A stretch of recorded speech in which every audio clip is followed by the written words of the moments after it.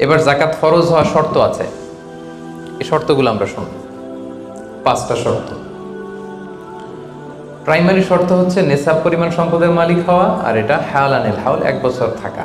এগুলো হচ্ছে প্রাইমারি শর্ত।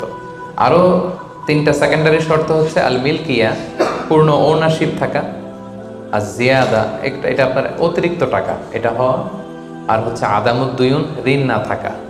এই 5টা শর্ত আমি ব্যাখ্যা করলে আপনি বুঝবেন। 1 নম্বর হচ্ছে নিসাব পরিমাণ সম্পদের মালিক হওয়া। আপনি সামান্য কিছু সম্পদের মালিক হইলে এখান থেকে জাকাত দিতে হবে, শরীয়ত কিন্তু এটা বলে নাই। সুবহানাল্লাহ। আপনি জাকাতের নিয়ম শুনলে দেখবেন যে ইসলাম কতটা ব্যালেন্সড। একটা থ্রেশহোল্ড আছে, একটা স্ট্যান্ডার্ড আছে, এই মানে গেলে দিবেন। সেটা কত? সেটা গোল্ড আর সিলভার দিয়ে রাসূল সাল্লাল্লাহু আলাইহি ওয়াসাল্লাম দিয়েছেন, কারণ তখন গোল্ড আর সিলভারের কয়েন ছিল, মুদ্রা ছিল। আগে কিন্তু সোনা আর রূপা দিয়েই মুদ্রা বানানো হতো, পরে এটা পেপার মানি শুরু হয়েছে, কাগজের টাকা। তো একটা হচ্ছে দিনার আর একটা দিরহাম। তো রাসূল সাল্লাল্লাহু আলাইহি ওয়াসাল্লাম যে থ্রেশহোল্ড বেঁধে দিয়েছেন সেটা হচ্ছে 7.5 তোলা স্বর্ণ বা 52.5 তোলা রূপা। রিপিট, এটা সবাই জানেন আশা করি, যে 7.5 তোলা স্বর্ণ আর 52.5 তোলা রূপা। আধুনিক সময়ে গ্রাম দিয়ে দোকানদাররা হিসাব করে, তো গ্রাম দিয়ে যদি আপনি বুঝেন তাহলে 85 গ্রাম স্বর্ণ অথবা 595 গ্রাম রূপা, এটা হচ্ছে থ্রেশহোল্ড নিসাব, অথবা এর সমপরিমাণ অর্থ, ক্যাশ টাকা যদি আপনার কাছে থাকে, তাহলে আপনি নিসাবের মালিক হয়েছেন। যেদিন আপনি এই নিসাবের মালিক হবেন ওই দিনটা আপনি ডায়েরিতে টুকে রাখবেন, কারণ এটা যদি 1 বছর আপনার কাছে এরকম থাকে, 1 বছর পরে যে আপনি জাকাত দিবেন, কিভাবে দিবেন আমি সামনে বলবো। তো এই নেসাব নিয়ে একটা প্রবলেম আছে। প্রবলেমটা হচ্ছে 7.5 তোলা স্বর্ণ আর 52.5 তোলা রূপার দাম কিন্তু এক না। 52.5 তোলা রূপার দাম খুব কম, আর 7.5 তোলা স্বর্ণের দাম অনেক বেশি। এটা হইল একটাই কম আর একটা বেশি। ঘটনা হচ্ছে রাসূল সাল্লাল্লাহু আলাইহি ওয়াসাল্লাম যখন এই থ্রেশহোল্ডটা বেঁধে দিয়েছিলেন নিসাবটা, তখন দুইটার মান সমান ছিল। তখন 7.5 তোলা স্বর্ণ দিয়ে 52.5 তোলার মতো রূপা পাওয়া যেত, অথবা কেউ 52.5 তোলা রূপা বিক্রি করলে 7.5 তোলা স্বর্ণ পেত। কিন্তু পরে সিলভার ফল করতে শুরু করলো, ফল করতে করতে আজকে এই অবস্থা। গোল্ড আবার খুব একটা ফল করে নাই, ফলে গোল্ডের স্টেবিলিটিটা এখনো রয়ে গিয়েছে। তো এখন আপনি কোনটা ধরে দিবেন জাকাতটা? যদি আপনি রূপা ধরেন, কথার কথা, রূপা যদি এই 1 ভরির দাম 1000 টাকা হয়, তাহলে 52.5 ভরির দাম কত? 52,500 টাকা। কিন্তু স্বর্ণ যদি আপনি হিসাব করেন, 1 ভরি যদি 50,000 হয়, 7.5 ভরি কত? 3.5 লাখ প্লাস, তাহলে প্রায় 7 গুণ কম বেশি, তাই না? এটা নিয়েই হয়ে গেছে জটিলতা। তো এখন আপনি কোনটা ধরে দিবেন? অনেকে বলে না গোল্ড দিব, কারণ গোল্ড ফল করে নাই, এটার যে স্ট্যান্ডার্ড ওটা এখনো বজায় আছে। এটা নিয়ে অনেক আলোচনা, আমি খুব সংক্ষেপে বলি। কেউ বলে গোল্ড দিব, কেউ বলে রূপা দিব। এখন আমি কি বলি? আমি আপনাদেরকে সাজেস্ট করব আপনারা রূপারটা ধরবেন। রূপারটা ধরলে কি লাভ হবে জানেন? 2 দিকেই লাভ, আপনারও লাভ, যিনি নিবে আরও লাভ। রূপারটা ধরলে বেশি সংখ্যক লোক জাকাত দান করতে হবে, তাই না? আর বেশি সংখ্যক গরিব লোকও টাকা পাবে, কি বলেন? তো 2 পক্ষে লাভ হইল না। এখন প্রশ্ন করতে পারেন, হুজুর ও পাইছে ওর লাভ, আমার লাভ কি? আপনার তো সবচেয়ে বড় লাভ, আপনি তো সওয়াব পাবেন আখিরাতে। এটা আমাদের বেশি দরকার না? কি বলেন? যিনি গ্রহীতা উনি পেয়ে লাভ, তার লাভ হইল, আর যিনি দাতা তিনি সওয়াব পেয়ে লাভবান হইলেন, তিনি সম্মানিত জাকাত দাতা হইলেন। অল্প আসুক না, ধরেন আপনার 1000 টাকা জাকাত আসছে, তা আপনি যদি 1000 টাকা জাকাত দেন, এটা আপনার হৃদয়ে একটা প্রশান্তির কারণ হবে না যে আমি সম্মানিত জাকাত দাতা, আলহামদুলিল্লাহ, আই এম এ জাকাত পেয়ার। এবং এত বড় একটা ফরজ ইবাদতের লিস্টে যে আপনি ঢুকতে পারছেন, এটাও তো কম কিসে, কি বলেন? এজন্য স্বর্ণেরটা না ধরে রূপারটা ধরবেন। আপনাদের যে টাকা পয়সা, আপনাদের তো হীরা দিয়ে করা দরকার আপনাদের নেশা। এনিওয়ে, তো এজন্য আপনারা রূপারটা ধরবেন, তাহলে লোকজন উপকৃত হবে বেশি, সম্মানিত ভাই এবং বোনেরা। তাহলে 5টা শর্তের প্রথমটা তো বুঝে গেছেন, নিসাব। কি বলেন? নিসাব বুঝে গেছেন না?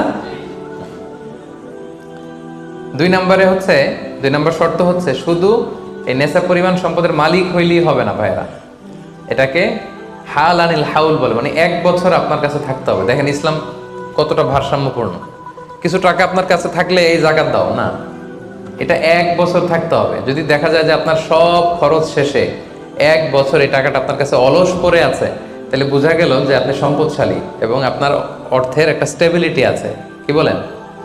তাহলে আপনি নেশাব পরিমাণ সম্পদের মালিক হলেন, এবং 1 বছর যদি থাকে 1 বছর শেষে আপনি জাকাত দিবেন।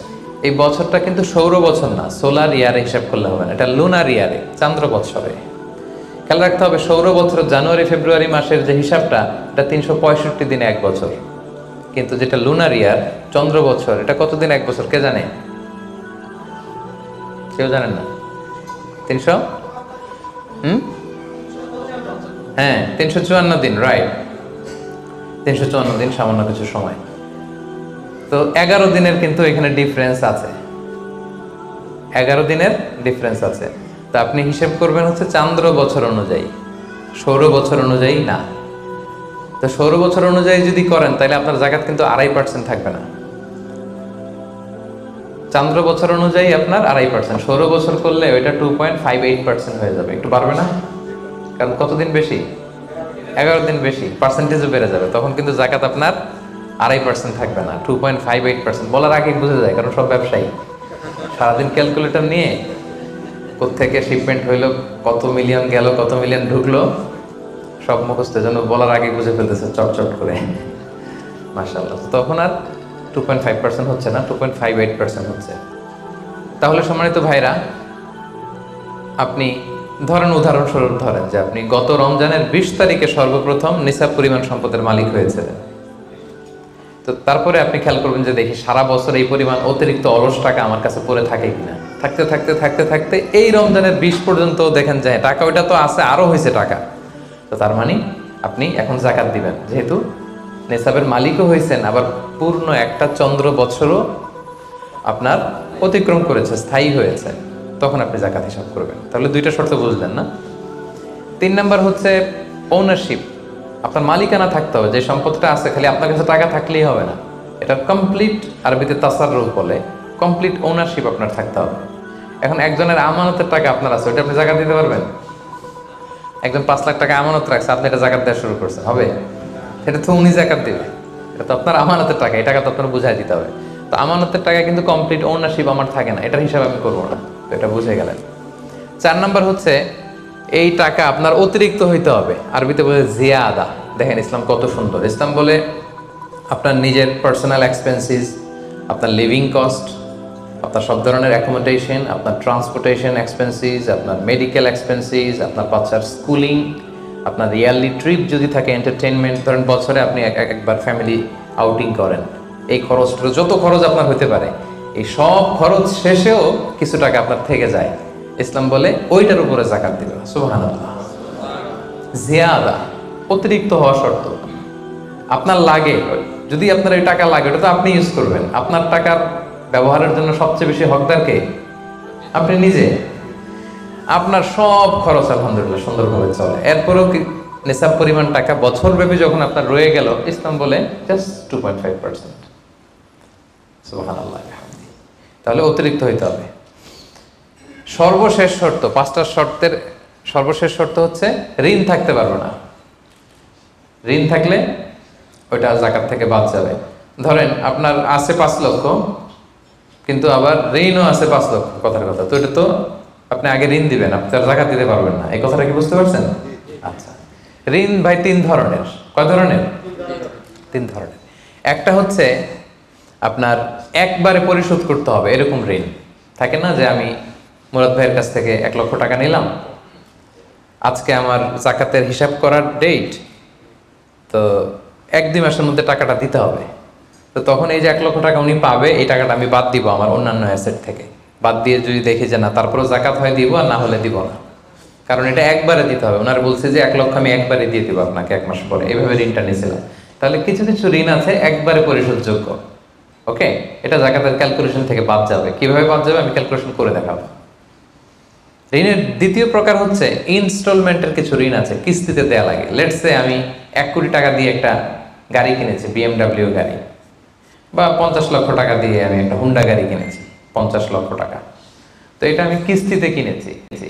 কিস্তির ঋণ যদি হয় তাহলে আপনি কিন্তু পুরোটা বাদ দিতে পারবেন না, তখন সর্বোচ্চ 12 মাসের কিস্তি বাদ দিতে পারবেন, 12 মান্থসের, তাও এই চন্দ্র মাসের হিসাবে। কারণ জাকাতের হিসাবটা কি 12 মাসের হিসাব, তাই না? এটা একটা ইয়ারলি ক্যালকুলেশন। আপনি পুরোটা যদি একবারে বাদ দেন তাহলে তো আপনার আর জাকাতই দেওয়া লাগবে না। কি বলেন? বাংলাদেশে অনেক বড় বড় সিআইপি ব্যবসায়ী আছে, ওনারা হাজার হাজার কোটি টাকা ব্যাংক থেকে ব্যবসায়ের কারণে ঋণ নেন এবং ওনাদের ঋণ খেলাপি হয়। তো ওনারা যদি বলে হুজুর আমার তো ঋণ আছে, তো উনি আর জাকাত দিবে কি? ওনারাই তো আমার জাকাত দেওয়া লাগবে এখন। কি বলেন? এরকম বড় বড় সিআইপিরা যদি ঋণের দোহাই দেয়, উনি আর জাকাত দিবে কি? উনি তো ঋণী। তখন উনারাই কিছু জাকাত আমাদের দেওয়া লাগবে, কারণ আমরা জাকাতের 8টা খাতের মধ্যে একটা পড়েছি, বল গরিমিনা। কি বলেন? ঋণগ্রস্ত ব্যক্তিকে জাকাতের টাকা দিয়ে হেল্প করা যায়, তো উনি আর দিবে কি? উনারে দিই আমরা। ওই ঋণ বাদ দেওয়া যাবে না। ইনস্টলমেন্টের ঋণ হইলে 12 মাসের, আর ওইরকম ঋণ খেলাপি 1000 কোটি টাকা, এগুলো বাদ দেওয়া যাবে না। 3 নাম্বার ঋণ হচ্ছে লাক্সারি পণ্য কিনতে যে ঋণ হয়, এই ঋণ জাকাত থেকে বাদ দেওয়া যাবে না। বিলাসিতামূলক কিছু যদি আপনি কিনেন, আপনি একটা লাম্বরগিনি কিনলেন 10 কোটি টাকা দিয়ে, এটা আপনি জাকাত থেকে বাদ দিতে পারবেন? পারবেন না। তাহলে লাক্সারি আইটেমের যে ঋণ, এটা বাদ দেওয়া যায় না। তাহলে ঋণের ব্যাপারটা পুরোপুরি বুঝে গেছেন না? এই 5টা শর্ত যদি থাকে আপনার মধ্যে পাওয়া যায়, অর্থাৎ আল্লাহ তাআলা আপনাকে একটা নিসাব পরিমাণ সম্পদের মালিক বানিয়েছেন, এটা আল্লাহ তাআলা পুরো 1 বছর আপনার এই পরিমাণ টাকা আপনার মধ্যে স্টেবল ছিল এবং এটার পূর্ণ ওনারশিপ আপনার আছে, এবং এটা আপনার সব খরচের অতিরিক্ত, এবং সবশেষে এটা আপনার ঋণের বাইরে। ওই সম্পদ থেকে আল্লাহ তাআলা আপনাকে জাকাত দিতে বলেছেন। তাহলে জাকাতের শর্ত সবার ক্লিয়ার?